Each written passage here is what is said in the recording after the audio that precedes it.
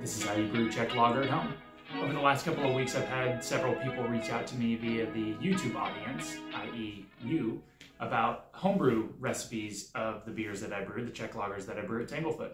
So I've done an overview of each one of my recipes on the podcast Tangle Tales, so feel free to go listen to those episodes. I've recorded them like 8 months ago, something like that, when I first started the podcast. So I did a pretty detailed overview of those, but that's not uploaded onto YouTube, and most of my audience now is on YouTube. So I figured I would go ahead and do a video about this. And I was just gonna go ahead and write up a recipe and explain it. I figured I would walk through and just show you how I build a recipe on Beer Tools Pro. I already have a recipe creation, or how to create a recipe, on this channel already, but this will be a quicker overview and I'll just hit the highlights, and then I will have a document of each one of these recipes. So this is the first recipe in the series. This is the 10-degree pale lager. I will be working on the computer in front of me, so if my eyes aren't looking directly at you, that's why. So this is Beer Tools Pro. I've got the screen pulled up right here. I'm gonna go ahead and create a new recipe, which I already selected this before I clicked record. In the top of the recipe, there's a place for a name. And I'm going to write 10-degree pale lager. And then I'm just gonna make sure that I put 5 gallons in here, because this will be for a 5-gallon homebrew batch. So on the right-hand side, we have a style. This one was already selected for Czech pale lager, which is the style of the 10 degrees. So I'm gonna go ahead and click browse, go to the BJCP 2015 styles, and scroll down until I find the appropriate category for this. It's Czech lager, Czech pale lager, and I'm gonna select that and add it to the recipe. So I've got a name, I've got a style, and now I have to fill in all of the specifics with this recipe. Well, I've already done a recipe creation video, how I approach building a recipe, and again, I'm just going to go ahead and give you the highlights of this. So if you want any more explanation, go check out the how to design a beer recipe, or whatever it's called, on the YouTube channel. And I'm just going to add the ingredients in here and adjust it until I get the correct recipe for the 10-degree pale lager. This is going to be a 5-gallon batch. I want my final volume to be 5 gallons. My boil duration is 1.5 hours, 90-minute boil. Evaporation rate, I'm just going to leave it with the static 0.75 gallons. That is totally dependent on the system that you use and the efficacy of your boil parameters. My efficiency, we're going to crank that up to 80%, because I feel like y'all are better than 75. Attenuation will be around 72%. That's the amount of sugar that the yeast consumes during fermentation. This yeast strain that we are using on this recipe, which is Czech Pils from White Labs, or I'm sorry, Czech Pils from Y yeast, is a lower attenuating yeast. So first thing I'm going to do, now that I have my parameters set, is bring in some grain. So I'm going to click over here in the ingredients database. I have this toggled to supplier. So at the bottom, it's alphabetical by supplier. So I use exclusively Weyermann malt. Well, mostly exclusively Weyermann malt. I'm going to select Pilsner and bring that into the ingredient bar. This recipe is super simple. It is Pilsner malt, and then it is just a touch of honey malt. And I'll explain that in a second. Let's start with 10 pounds. I haven't built a 5-gallon recipe in so long, so this is going to take a second. So 10 pounds at the 80% conversion in the mash gives us an original gravity of 1.054. I'm going to toggle this to degrees Plato just so that I can see I'm in the same units that I work with, and you feel free to use specific gravity, but I like to use degrees Plato. That is much too high of a starting gravity, so let's throw it down to 7 pounds. Okay, 9.48, we're sitting pretty close, and I like to use about 1% honey malt in this recipe, so it's going to be, what is that, 0.7 pounds? Or that's 10%. Dummy. 0.07 pounds, which is, I want to switch this to ounces because that's a more appropriate measurement for this scale. All right, so we've got 99% Pilsner malt, 7 pounds, and 1 ounce of honey malt. That's going to be our grain bill, and that brings us to an original gravity of 9.54, which is pretty close. So the way that we can adjust this, this is for you homebrewers out there. You need to pick which metric is the absolute goal of the recipe. If this goal is 10 degrees, then we can say, in order to hit exactly 10 degrees Plato, We can either increase the malt bill so that we have more sugars to hit that 10-degree mark. We can assume a higher efficiency, or we can have a lower starting volume with this same amount. But just for the ease of this, let's try 7.3 pounds. Okay, that gets us right about there. 7.3 pounds of Pilsner malt and 1 ounce of honey malt for a 5-gallon yield. Next, we need some hops. So we'll go over here and select hops, and we have Saaz is the only hop that we use. That's the Czech Saaz, there it is. Czech Saaz, this says 5% alpha acid. Sorry if I'm moving quickly, but I'm very familiar with this application. We're going to assume a 4% alpha acid content just because that's about average. If you have a hop that has a higher alpha acid percentage, you will need to use less, and you can calculate all these things on Beer Tools Pro or any of your own beer recipe calculators that you like. For this particular recipe, we're shooting for 26 to 28 IBUs. So I'm going to go ahead and set this to a 60-minute hop addition, and let's throw 3 ounces in there. So that's 49 IBUs, that's way too high. Let's do that 2 ounces, 30 closer. Let's throw 1.8 ounces of hops in there. 27 IBUs, right in between those two metrics. That sounds good to me. Outside of that, this is looking pretty good. We have a starting gravity of right around 10 degrees Plato. We have a terminal gravity of 2.8. That's probably gonna be around 2.7. So let's toggle that attenuation up just a touch. 2.5 to 2.7-ish is kind of what I see.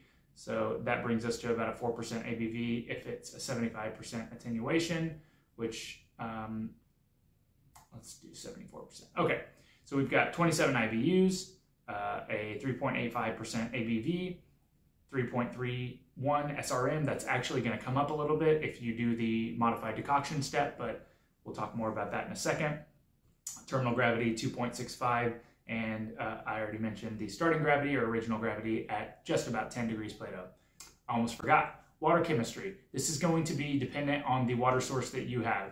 I can do a whole other video on water chemistry. If y'all are interested, let me know in the comments below. For simplicity's sake, I'm not going to go into it for this recipe. You are welcome to look at different tools out there on the internet to kind of roughly calculate how much salts to add. But for this recipe in particular, I'm only looking salts to add to the mash for pH adjustment. So I want to hit a pH range of about 5.2 to 5.3 pH, and whatever you need to do to add salts to your water to get it to that point should be adequate and provide enough minerals for the beer. These are Czech lagers, and Pilsen water is super soft and has very low mineral content. And your water chemistry is going to be different based on the water source that you have. So use your best practice. If you brew consistently all grain, you should have some level of pH control. And if you don't, I highly recommend getting a pH meter and dosing with some calcium chloride or calcium sulfate or both in the mash so that you can adjust that pH if it's a lighter beer, and if it's a darker beer, you can use baking soda to bring that pH more alkaline. Let's talk about process. First things first, you got your grain weighed out. Make sure that this is absolutely perfect when you are setting up for your brew day. I've times in my professional career by adding too much or too little of one ingredient, and it ultimately affects the outcome. So get your measurements and your weights correct. So mill your grain effectively. For those that have your own mill, you can set it to your desired gap and kind of like do a test and see, make sure that you're not pulverizing everything, that you're cracking the husk open, but that there's, some flour and a bunch of particulate of the grain broken apart. You don't want whole grains. You want them to be cracked, but not completely crushed. If you're not milling that, then just have your home brew shop do it. First step, we are going to mash in. So for this recipe, I like to mash in with a liquor to grist ratio of 2.5 to 1. That is weight, so 2.5 pounds of water for every 1 pound of grain. That scales with any unit of measurement and weight, but it does not work with like gallons to pounds. And a pound of water is 8.34 pounds. So 2.5 gallons of water for your strike volume, but you will need to bring that to right around 170 degrees Fahrenheit to achieve our desired 154 degree mash temperature. So you don't, all of these temperatures and efficiency, things like that, they're very equipment specific. So if you live in a colder area and your grain is super cold, you may need to raise that strike temperature up a little bit. If you live in an area that is super warm, you may need to bring that strike temperature down. And if your equipment is really insulated, you could bring it down. It may hold on to that temperature and not lose as much heat through the vessel as some other systems. So keep that in mind, but right around 168 to 170 degrees should get us around that 154 mark for our mash temperature. So you're gonna mash in, add your salts if you are using water that requires that, and then we're gonna let that mash sit there for about 30 minutes. The common homebrew, not misconception, but practice is a 60-minute mash rest. This isn't necessary. A lot of the conversion happens in the first 20 minutes, but for this particular mash schedule, we just stick with 30 minutes. It's a nice chunk of time so that you can go and prep other things. In my case, prepping, sanitizing a tank or cleaning something or harvesting yeast. So we're gonna let this mash sit there for about 30 minutes. Once that 30-minute time is over, this is where this modified decoction comes into place. I've talked about decoction in other videos, and I'd be happy to do a longer, more in-depth video on my perspective on it. But for the case of keeping this concise, we're going to do a modified decoction where we pull off a portion of grain and we're going to boil it. Ideally, it's going to be 1/3 of the mash.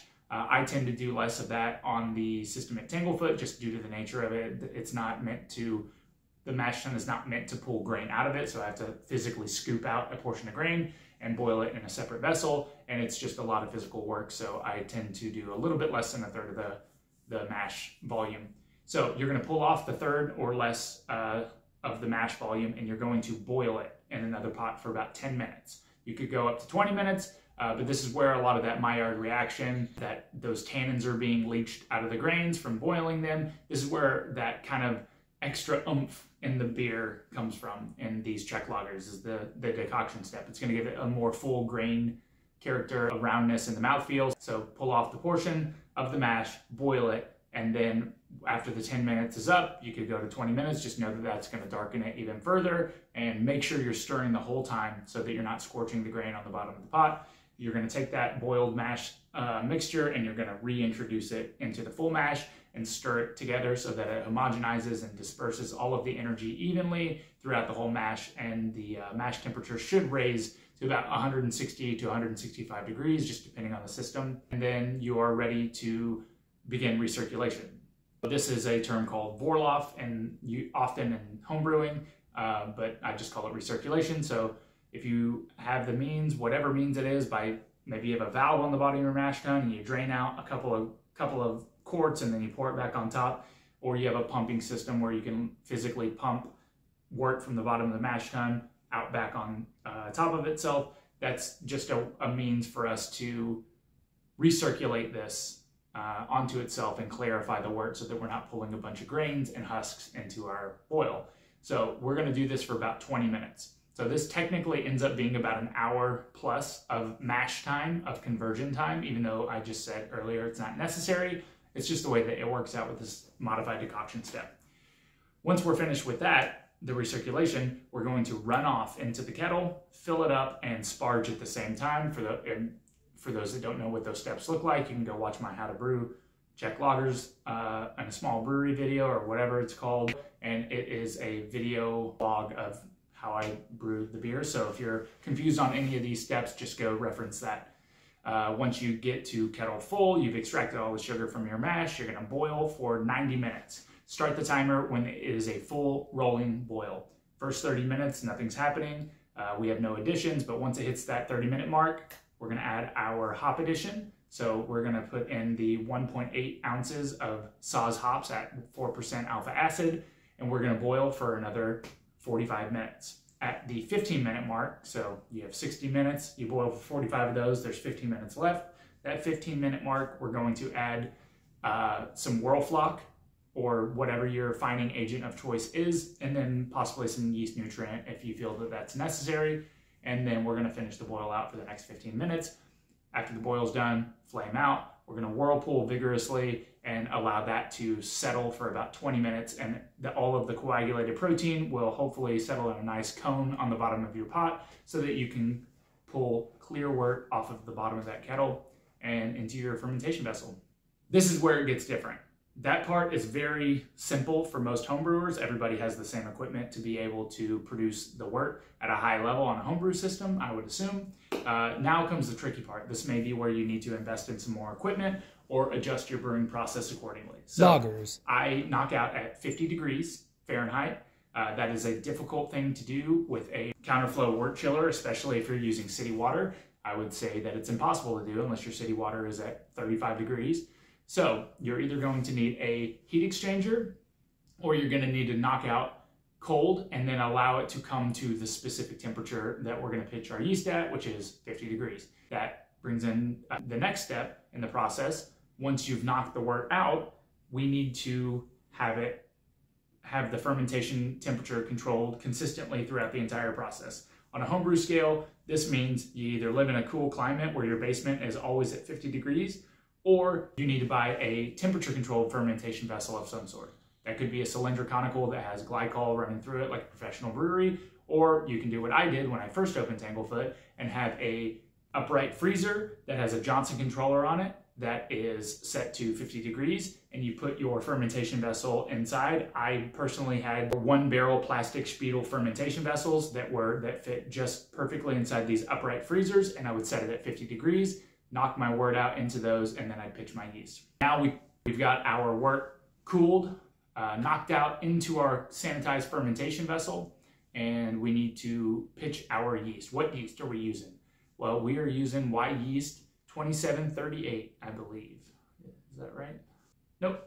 Y yeast 2278, Czech Pils yeast. This yeast is a Pilsner Urquell D strain yeast.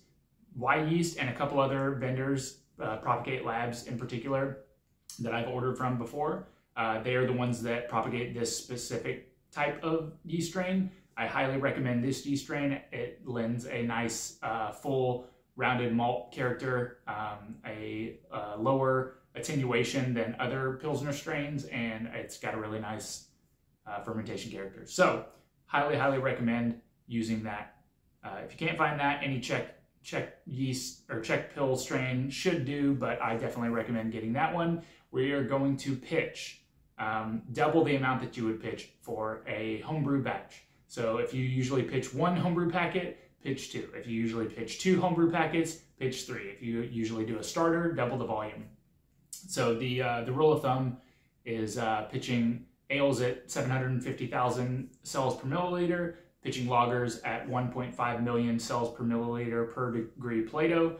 You could do the calculations if you like, but on a homebrew scale, you're most likely not going to have the equipment that's going to be necessary to do a proper cell count. So you might as well just go and get the manufacturer's suggested pitch rate and double it, or at least the manufacturer's suggested pitch rate for an ale and double it. Oh, I almost forgot. We need to oxygenate our wort. So I have an oxygenation stone in line as I knock out into my fermentation vessel. You may not have this. If you do have it, that's awesome. You'll have effective oxygenation of your wort. You can always do the shake method on the homebrew scale. Shake your carboy for about 5 minutes to get any oxygen that's in the air dissolved into the wort. This is not super effective, but it works well enough to make beer on a homebrew scale. I definitely recommend getting an oxygenation stone that's on a wand that has a hose that you can attach to a small oxygen bottle, and just oxygenate the wort for about 30 seconds to a minute, depending on how vigorous your flow is. And that should give your yeast plenty of oxygen to work with so that they can grow and replicate at a effective rate. So you've oxygenated your wort, you're pitching your yeast, the appropriate amount of yeast that you bought from your yeast supplier, and we are going to enter the lag phase of fermentation. This is where the yeast is kind of getting its surroundings and seeing how much food there is to eat. And once it grows a colony that's appropriate for consuming all this sugar, it will begin active fermentation. You will start to see CO2 bubbling from your airlock. This usually happens in about 18 to 24 hours. Then fermentation, active fermentation, will begin. You'll start to see the gravity of the wort, or the gravity of the beer now, start dropping 1 to 1.5 degrees Plato per day This is a lager. It's fermented at cooler temperatures, so it's going to take a little bit longer than an ale fermentation, but I usually see it wrap up in about 7 to 14 days. About halfway through that fermentation, and make sure that you're taking samples, if not daily, every other day. I know on a 5-gallon scale, it's a little bit smaller amount of beer, so taking a 4-ounce sample can be, you'll lose quite a bit of beer if you take a sample every day. So every 2 days or so, I would take a sample just to, at least on the first batch, so that you have some reference for how quickly your fermentation is taking place in your specific fermentation vessel under the conditions that may be new to you. Once you get about halfway through fermentation, so once it's about 5 degrees Plato or below, we want to raise that temperature of the fermentation vessels. We raise the temperature so that end of fermentation is easier on the yeast, so higher the temperature, the more active the yeast are. It just gives them a leg up so that they can finish the fermentation strong. This will also lead into our diacetyl rest. So we're going to raise the temperature from 50 degrees Fahrenheit to 60 degrees Fahrenheit. At the last few points of fermentation, we're going to see that temperature start to rise. Fermentation is going to keep going strong, and then we end up seeing this finish out at about 2.5 to 2.7 degrees Plato, and a few things could change that number, but that's usually the range that we see it finish in. And once it hits that final gravity number, you don't see the number change 2 days in a row, you're usually good and fermentation is complete. This is the most important part of this fermentation process. You need to, one, be positive that your fermentation is complete. These lager fermentations can drag on a few days, so make sure that you're taking accurate measurements multiple days in a row before you call the fermentation done. 2, we need to move on to the diacetyl rest. This is crucial. So one of my least favorite off flavors in beer is diacetyl. So you're going to want to make sure that you perform this next step super effectively. It may take you a couple of days to do this, so be patient. Check out my how to do a diacetyl test video. It's also on this channel, but basically you're going to take the sample of beer, you're going to heat it up to about 140 to 170 degrees Fahrenheit and let that sit for 15 minutes. And then you're going to do a sensory analysis on it. If you smell butter, let it keep going. So the higher temperatures promote the yeast to remetabolize or break up the compound that leads to diacetyl. After you've double checked your diacetyl test and make sure there is no butter in your beer, you can start crashing and lagering your beer. I recommend doing a cool, slow decline. Cool, slow decline. That doesn't make sense. I recommend doing a slow, steady step down of your beer instead of doing hard crashes from like 60 to 35. So the first step is to crash from 60 to 50 degrees. This is a harder crash than some people do, but I've not seen any downsides to it. I've seen just as clean and tasty lager come from this than crashing 1 degree per day or 1 or 2 degrees per day, which has been kind of a traditional slow way of crashing beer. And if it's just as effective, it saves you a little bit of time. So 60 to 50 is our first crash, and then the next crash is from 50 to 36. Now this one I do in a couple of steps. I go from 50 to 45 or 50 to 40 and then down to 36, just keeping it less aggressive on the yeast so that it's not putting them in a bad mood.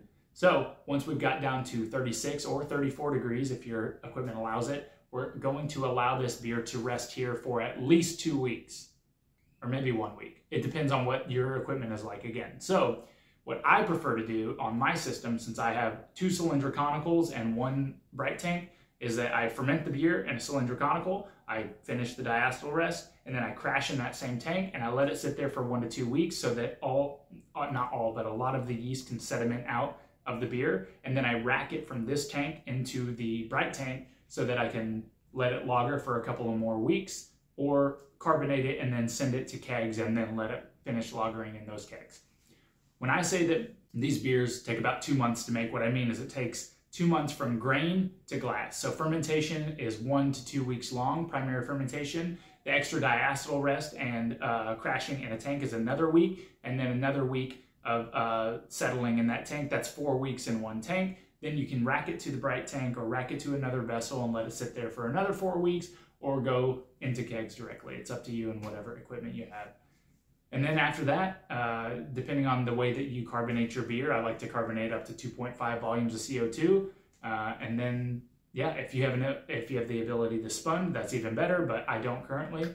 So I forcibly carbonate up to 2.5 volumes of CO2, and then you're ready to go. I don't use any finings, so time is the best. Time is an asset. Time and cold allow the beer to clarify. So it may be a little hazier the first few weeks that you're drinking it. It may fall bright. It just depends on how well you executed all the process before.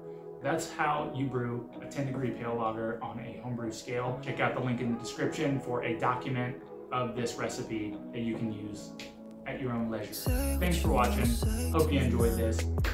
Look out for the next one. Bye.